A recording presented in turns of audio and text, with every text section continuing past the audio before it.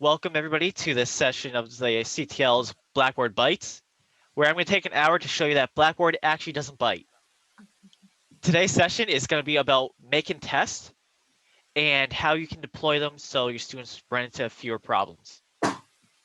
So to begin, I'm going to share my screen.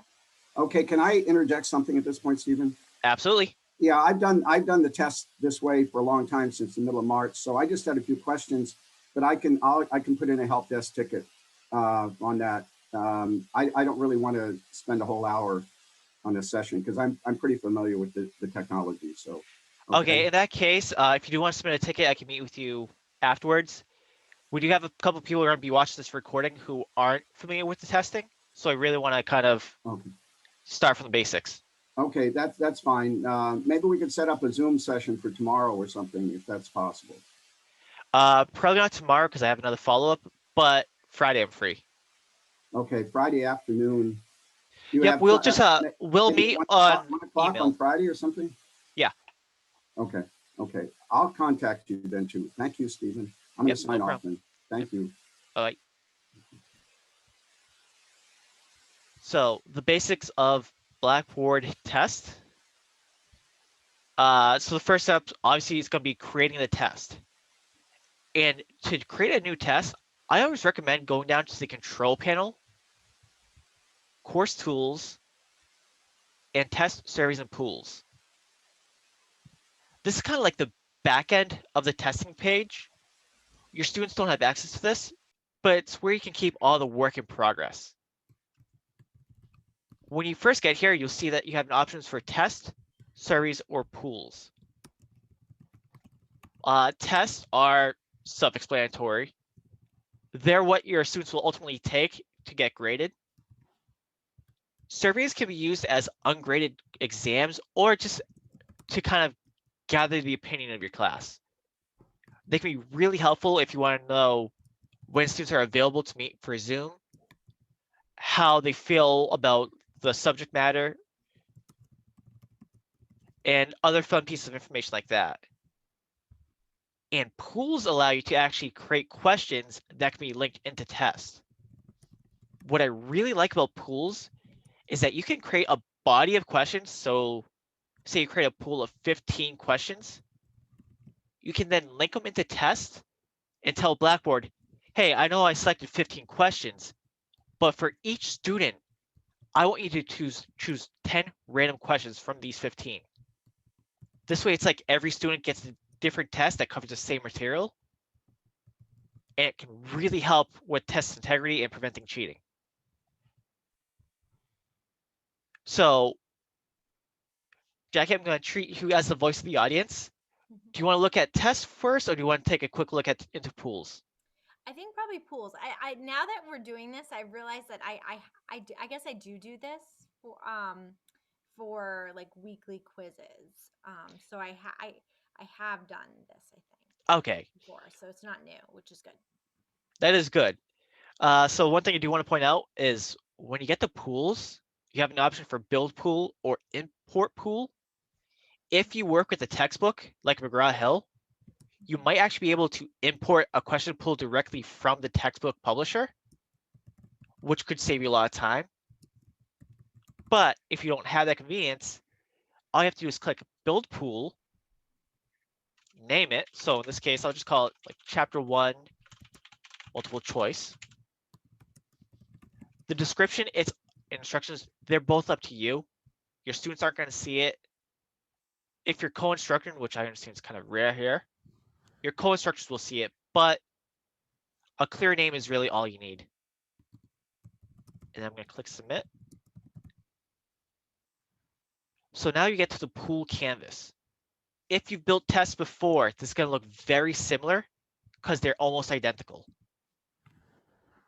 On the pool canvas, you can create questions, find questions you've already made, or upload questions if you have a file from like Respondus, or like I said, the textbook publisher might have some files for you. Question types that you can use include the objective questions, which Blackboard's going to grade for you. So things like multiple choice, multiple answer, true, false, calculate numeric. Those are all fantastic question choices if you just want to set the quiz and have Blackboard do the grading for you. There are some subjective questions though, some opinion-based questions or open-ended questions like essay, short answer, or response.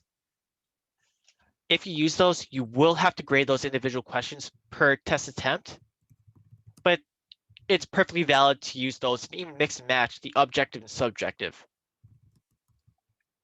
Just a tip I have for anybody who has built quizzes before, fill in the blank and fill in the multiple blanks, avoid them. Half the time they don't work and you end up having to manually correct the questions anyway. If you want students to fill in the blank, just use a short answer. Chances are you're gonna, like I said, you're gonna have to correct the answer anyway, so you might as well grade it up front. Save yourself the headache. So just to show off what it looks like to build a multiple choice question, because they are the most common type, I'm gonna select multiple choice. Question title is optional, but it can help you if you ever have to refine the question. Question text, which you can see has a little asterisk.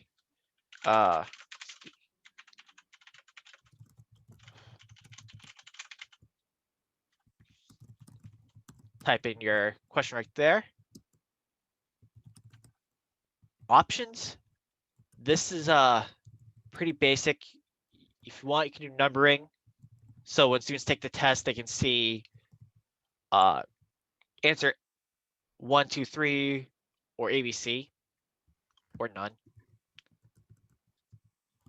Always stick with the vertical orientation. Horizontal just looks awkward. I always show answers in random order. Again, this goes to the test integrity. So even if you have students taking the quiz together, the answers may look different for them. So it's going to be a little bit harder for them to kind of collaborate. But if you're worried about test integrity, you can also use something called Response Lockdown Browser, which I'm going to be talking about tomorrow, just to plug it. Another option that a lot of people don't really utilize is allow partial credit. So this lets you actually set a correct answer, and you can then set almost correct answers. So say I do Boston for answer 1, and then answer 2 I can say Worcester. It's not correct, but it's a large city, so that could be worth like 25%. And then Springfield. Amherst. So one thing you're gonna notice is when I type in the answers, they each have this little dot next to them. That dot lets you signify which is the correct answer. So if you're gonna show the answers in random order, it is okay to stick with the correct answer as the first one all the time, but it's really good practice to mix it up. And I'll show you that in just a second. Also optional, question feedback. Jackie, when you give online tests or even in-person tests, do you provide them feedback if they get a question correct or incorrect? Usually I do, although this semester I'm doing test corrections, so I'm not actually giving them the feedback because they'll have to go back and figure it out on their own. Got it. So in your case, yeah, you probably wouldn't even use the feedback. You just click submit and skip ahead.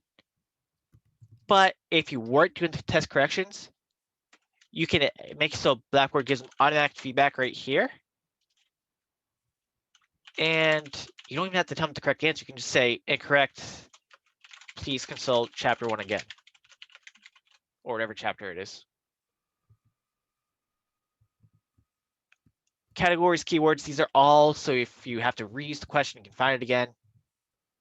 I admit I usually skip these. I don't really find them too important. And when you're done, you can either click submit, or if you're going to make another multiple choice question, just click submit and create another. Kind of skips a couple steps. Then you can start off with the second question.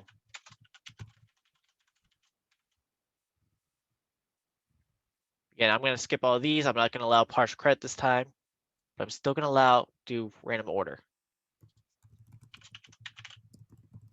You notice that when I type the questions, the answers, answer 1 is always marked as correct by default. So just make sure you're aware of that, because sometimes you're going to want answer 2, 3, or 4.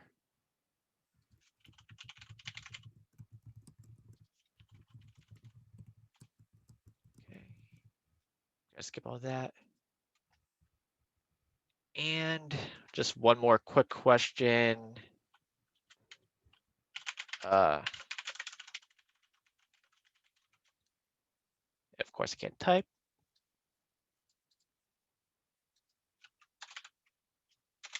Whatever, not important. You'll notice the default Blackboard has 4 answers that you can type in. If you use the dropdown, you can select up to 99, or actually up to 100 now. But the problem is, sometimes you're going to have a multiple choice question that doesn't have 4 options. Sometimes you only want 3. There's a trick I'm going to show you that can narrow down how many options you have. That's just by clicking the remove button. So now you can see that I have 3 possible answers instead of 4. Actually,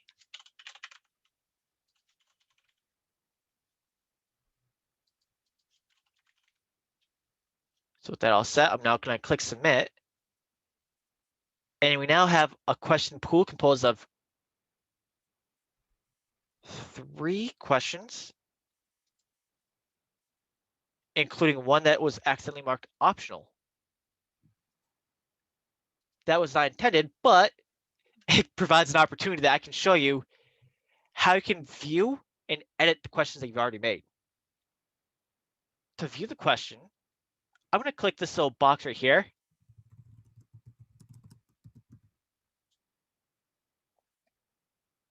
Okay. And we can see, oh, wait, the question itself isn't optional. That's just what I call the title. Again, it shows the importance of a clear title because it can confuse even those who have a lot of experience working on Blackboard tests.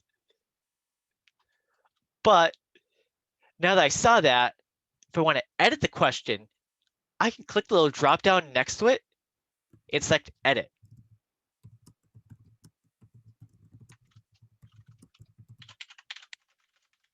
And rename it and submit. And we can now see, oh, that option was the question title. So with that said, I'm going to go back to course tools. And I have a question. Yep. When you are creating a question, is it possible to upload a picture as part of the question? It absolutely is. Oh. It's a fantastic question, no pun intended. So what I'm going to do is actually go to multiple choice now. And by default, you see how with the text options give you 1 line? Yes. If you click this the double arrows on the right, it unlocks so much more options, including the ability to insert a file. So students might have to look at like a PDF to answer the question, okay, or insert image. So you can browse your computer, find it, make sure you add your image description. That's for an accessibility reason. If you don't add a description, if a student has to take a test who might have to use an e-reader, they'll be at a disadvantage without that. Yeah. And then click insert, and it will go right here. And just a rule of thumb in Blackboard in general, I usually use the expanded text editor. This the 3 options instead of 1, it really just unlocks so much more. Mm-hmm.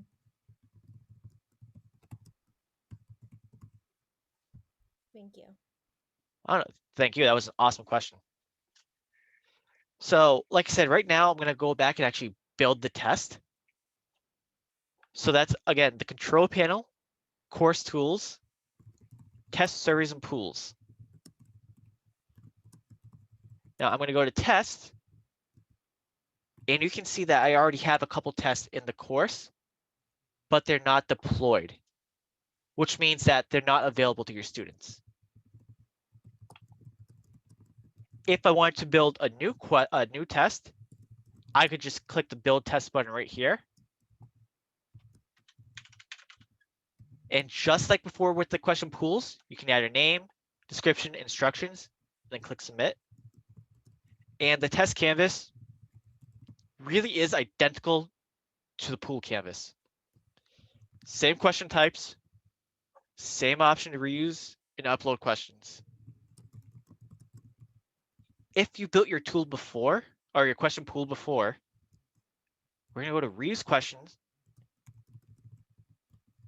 create random block, and then select a pool.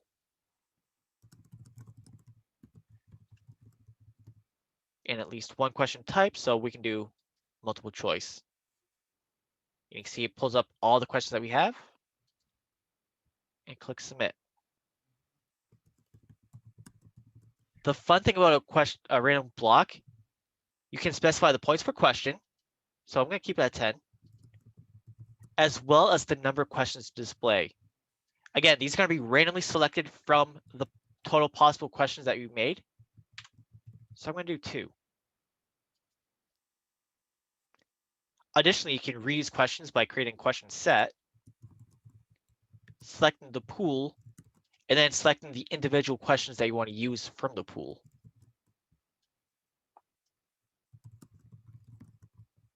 And just like before, we have the option of setting the number of questions to display and modifying the points possible. Lastly, you can find specific questions that you want to guarantee each student gets in your test. So for that, copy the selected questions. This way it's going to import them as a fresh copy into this test. So even if you change them elsewhere, they're still going to be unchanged here. Find the pool or the test you want to pull the question from, and then select the questions. Unlike creating a random block or question set, these questions will be given to every student that takes the test.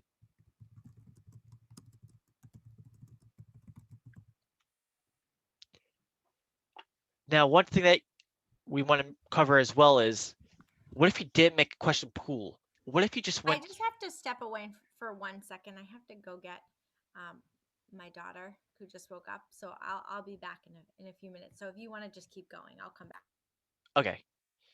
So as Jackie steps away, I'm just gonna review the process for creating new test questions, because it's possible you didn't use the question pool, or you just thought about making a new question right here.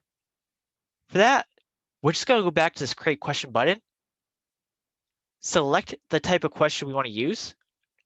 In this case, I'll do true false, and then adding the question elements, like question text, new,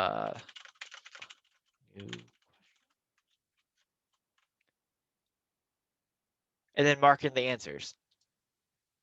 In this case, it's going to be true, and then submit.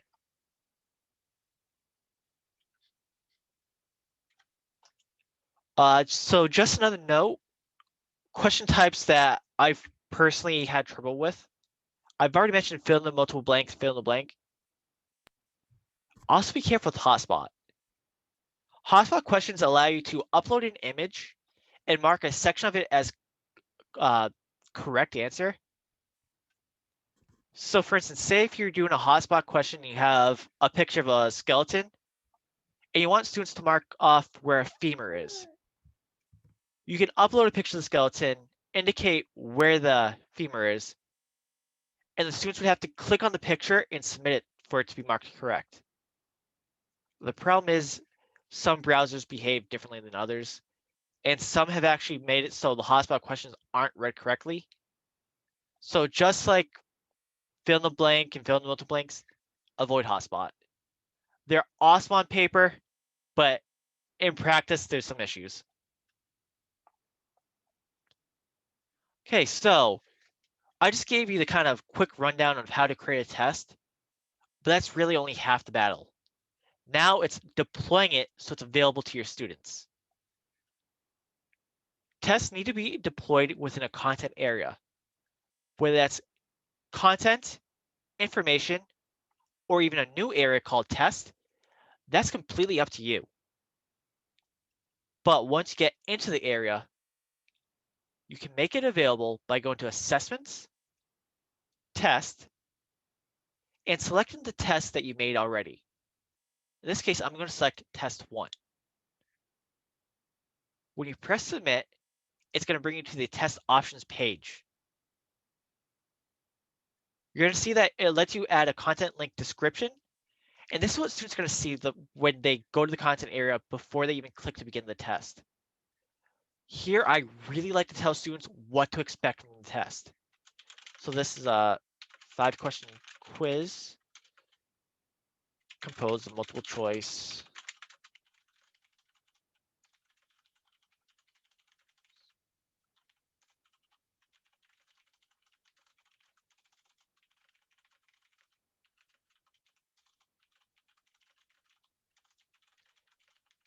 So pretty much, the more information you give the students, the better, and the less likely they are to contact you with any kind of redundant questions.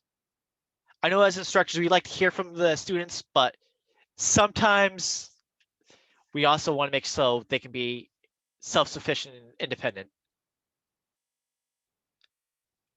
The first option you're going to see under the content link description is open and test a new window. Personally, I like this option. If they open up in a new window, it gets rid of the sidebar and there's a lot less distractions for the students. Their entire screen will be devoted to the test. No distractions equals smooth experience. I also always select yes to make available to students. Even if the students aren't going to have access to the test immediately, you can always add a date restriction so it opens up automatically after a specific time. That's just kind of good management on your own side, so you don't have to pop in 10 minutes before the test and make it available. Adding a new announcement for this test, it's optional and it's truly up to you. If you click yes, Blackboard will notify students as soon as the test is open.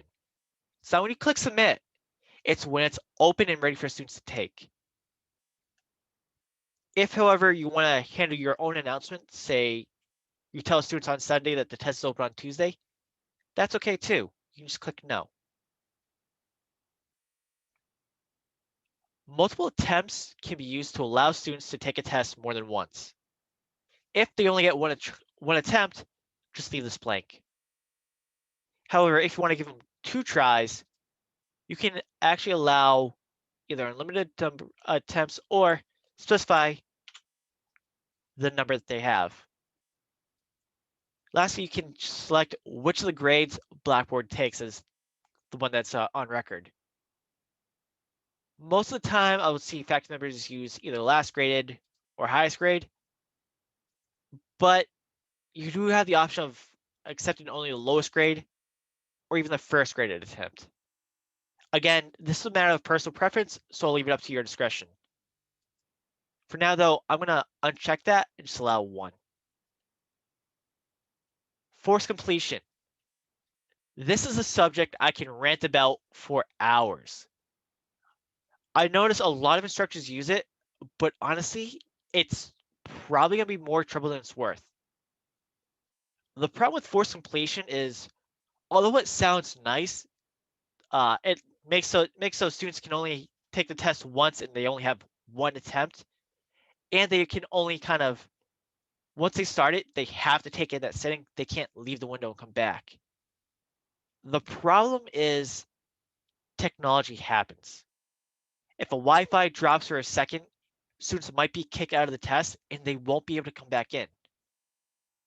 And that's really the issue with forced completion.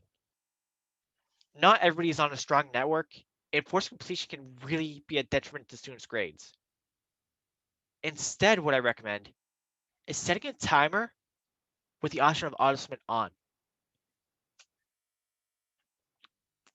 So just like forced completion, setting a timer means that once a student takes a test, they will have a certain amount of time to finish the test. It doesn't matter if they leave the test partway through, that timer is still going to start ticking down the moment they click begin, and it's not going to stop.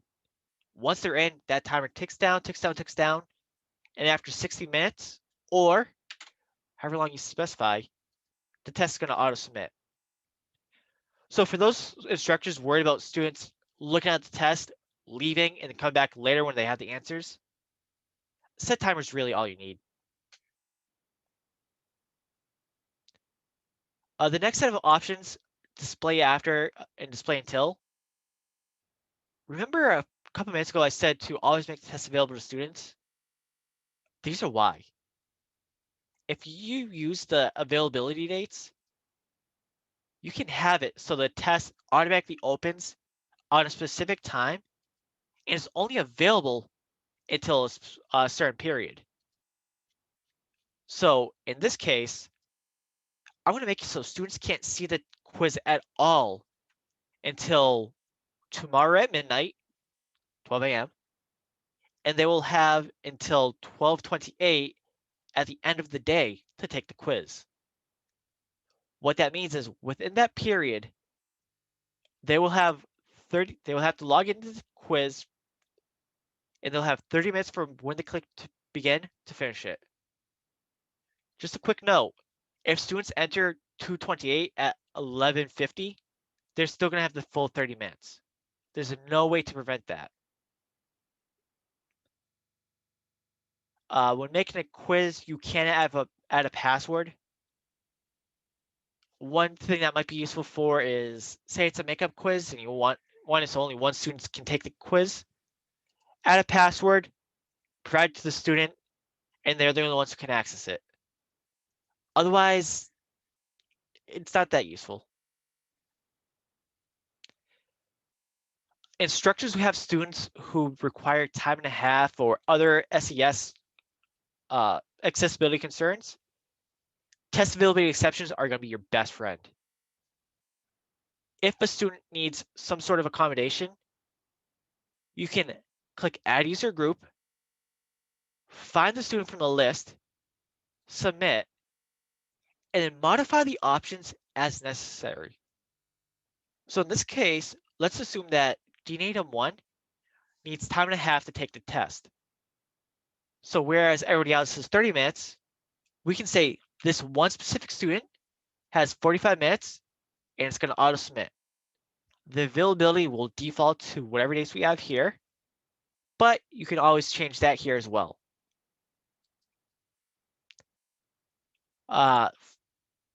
Due date. For tests, this can be a little bit tricky. I always like to have the due date that matches the availability end date. And that's just for consistency's sake and because it'll kind of populate on the student's calendar, let them know, hey, you have the quiz due at this time at the end of the day. Self-assessment options, leave it as default.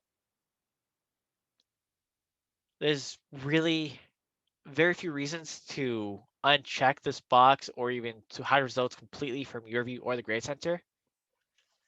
The one exception is if this is a practice test where it doesn't matter, it's just for the students, then sure, hide the results. But just know if you hide them, you'll never be able to see them yourself. So the next body of options we have, show test results and feedback to students. By default, after students submitted their test, they'll be able to see their score as well as the score per question. What Blackboard will not show them is all the answers, the correct answers, the submitted, or even the feedback that you wrote before. There are a couple ways that you can change this. The first is you can just modify this first line and say, no, you know what? After they take that test, let's show them all the feedback anyway. Or you can use the second dropdown and say either on a specific date or, my favorite, after attempts are graded, students can have access to all the information. But what does it mean after attempts are graded? As you can see here, it means that Blackboard's only going to show students this information after every student in the course has taken the quiz and has it graded. If you have one student that doesn't have an attempt, nobody else is going to be able to see this feedback. So keep in mind, if you have any students who have trouble with attendance, this could backfire on the rest of your class unless you give that student a 0. Or whatever grade you want, actually. And lastly, test presentation. It defaults to all at once, which is similar to a paper quiz, where students have the option of kind of browsing, scrolling down the page, reading all the questions, and answering the ones that they feel comfortable with before going back and answering the ones that they might have some trouble with. Or you can do one at a time, so students have to read the question, answer the individual question, then click next to go to the next page and load the next question. The benefit for this is that it does help encourage students to save their answers often, but at the same time, it makes it hard to review a quiz and can kind of defeat some of the test taking strategies that were drilled into students' heads since they were just kids. No matter what you choose, though, one option I always recommend: randomized questions. Again, this is going to randomize the question order, but if you use a question pool, it will randomize the questions that actually show up. So if you combine these, you can have a class of 100 students, and you can almost guarantee that no students can have a quiz that's 100% the same. It's always going to be a little bit of differences because of all the randomization. And that is one of the best ways to do test integrity, quick and easy. When you're done setting the test options, click submit, and you'll be brought right back to the content area that you started off with. And you can see that your test will be right there. And depending on the availability, it's either going to be grayed out or it's going to be opened with vibrant colors. In this case, the availability is closed. It will open automatically after February 25th, 2021. So that's kind of the quick basics of building and deploying a quiz on Blackboard. But let's see what a quiz actually looks like from a student perspective. For that, I'm going to enter student preview mode. If you've never used this before, it's a fantastic view on Blackboard that actually creates a temporary student account for you. So normally, you would see and access only what students get to see and access. I just kind of modified this user role a little bit. Let me just.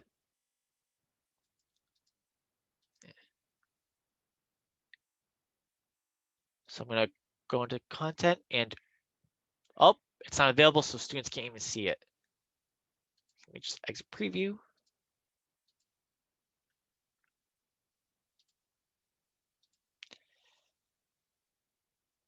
So I'm going to click begin.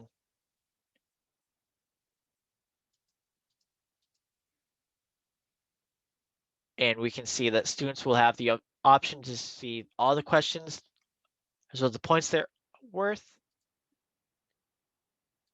And I'm just going to quickly answer these.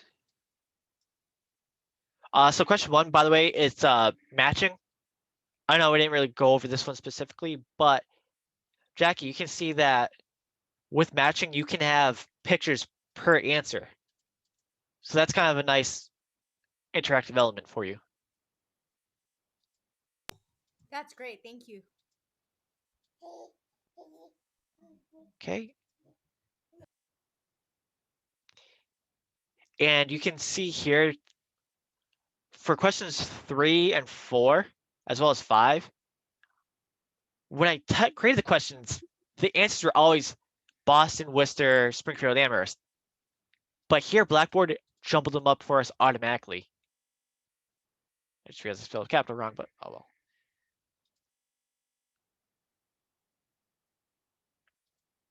And the reason why you're seeing questions 4 and 5 as the same, it's when I did the random block and the question set, I chose the same pool. So there's going to be some redundancy there. Just keep that in mind.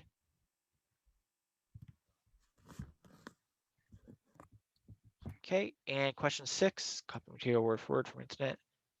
Plagiarism. Question 6 is interesting. Do you see how each of the answers actually has the A, B, C, D, and E?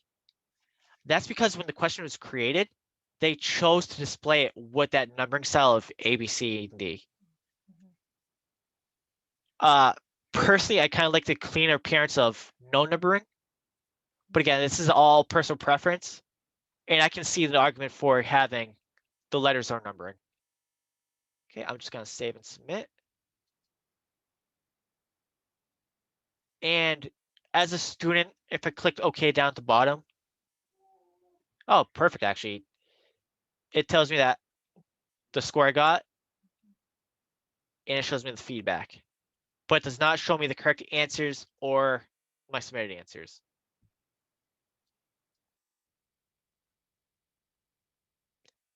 So what's it going to look like in the grade center?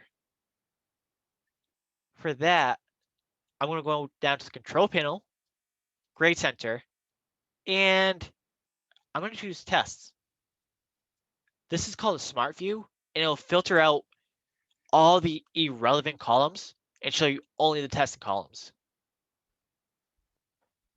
So here I can see that I have 2 tests in here, including test 1, which I just took. If you hover over to test 1, you can see the little arrow up here. If you click that, you have a few options that a lot of people may not know about. You can grade attempts. So say somebody has short answer, you have to grade. You can use that. You can do attempt statistics. It's a tongue twister. To see how your class did on average, including the grades that they got, how people answered the questions, what the most common answer was per question. You can download the results as an Excel spreadsheet, so you can kind of pull the grades and kind of save them outside of the grade book. I know some instructors do it. I don't really bother. Item analysis is a fantastic tool where Blackboard will take your test, look at the results, and tell you which of your questions are good, bad, or need to be redone completely. Item analysis has some super complicated calculation where, depending on the point value and how many students got it correct, they can tell you if a question is way too easy, if it's just right, or if, like I said, too hard, it has to be redone. It's kind of like the Goldilocks scenario. One thing that I really like, which I'm not seeing here, let me see if it's on. So once a test has some attempts, there's going to be an option right around here that's called grade questions. Grading questions lets you actually take a look at the individual question to see how every student answered and responded to it. Emily, do you mind if I pop into the CTL teaching toolkit for a second? Okay. I'm just going to take a quick look at the grade center here.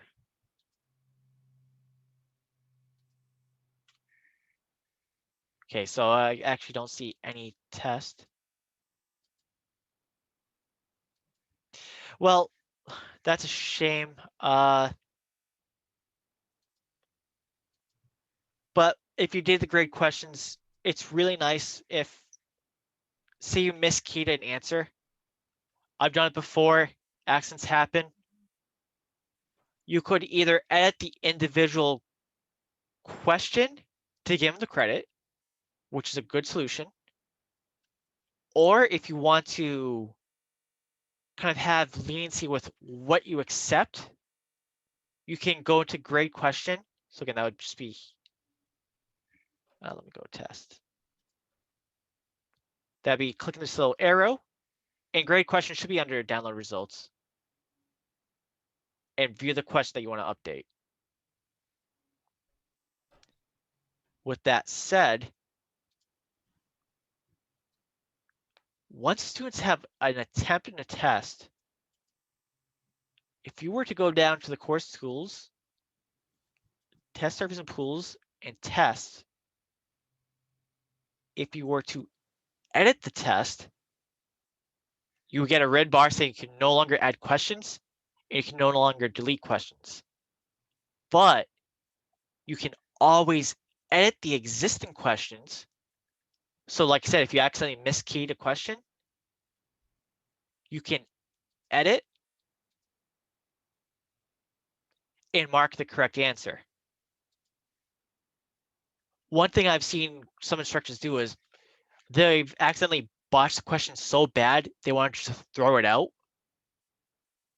But because students took the test already, they can't do that.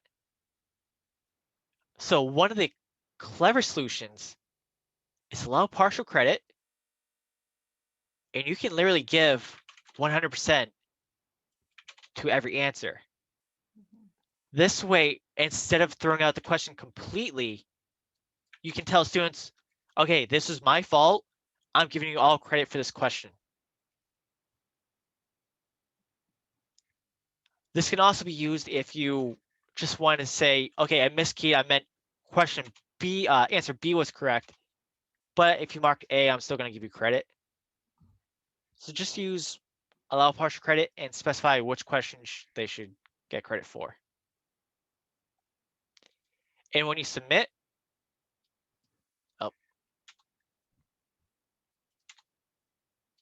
when submit changes to a quiz that already has attempts, Blackboard will automatically regrade the attempts for you. That's a huge time saver compared to having to do that yourself. So that was actually a lot of information and not a lot of time. So Jackie, Emily, if you guys have any questions, I'm going to just break now and hope to answer them. I don't think so at this point. My main question I already asked about including pictures in the instructions. Yeah, and just as a review, I know before showing you that in multiple choice, you can do it right here by clicking the picture button. Mm-hmm. But the answers too also have that option. Unless I'm a liar, in which case, Jackie, I want to thank you. There's up here a seldom used feature, question settings. Mm-hmm. If you wanted to add pictures into the answers themselves, you will have to go into that question settings and select the option add images, files, and web links to answers. While you're here, you also have the option to provide feedback for individual answers and a whole bunch of other ones that we've already covered enough. I'm not gonna weigh your mind down anymore. So again, that was question settings, add images, files, and web links to answers, and submit. In this way, when you go to the question,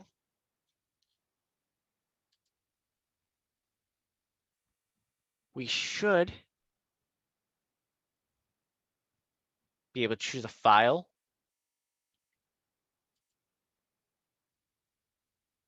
And choosing a file, that will let you select the image. I don't have any here, but if you did, you could select one. Thank you so much. This is really helpful. Oh, thank you for the questions. Like, this is why I love the participation. There are so many things that I just don't even think about, and I need the audience here.